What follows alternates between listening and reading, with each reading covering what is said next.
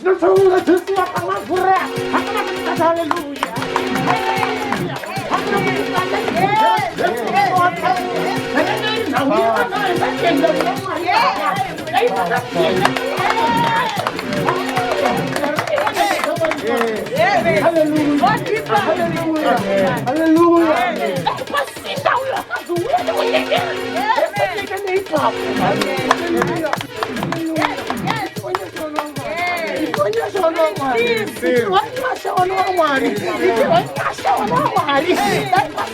Maria wakazuya vakadzakera muruka mumuti zvazowanikirwa kupika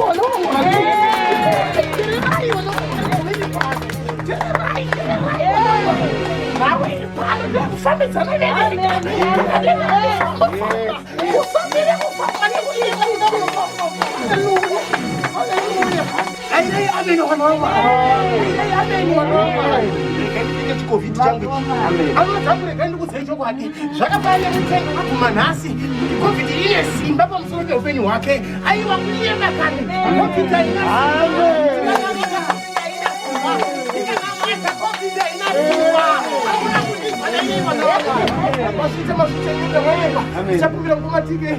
Komatike mutipo rwero tipine munyasha tuone kunamata.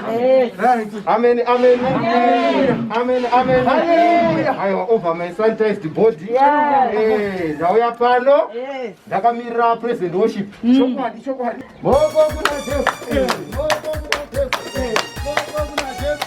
Tinodiwa na baba, tinodiwa na baba, tinodiwa na baba, tinodiwa na baba, tinodiwa na baba.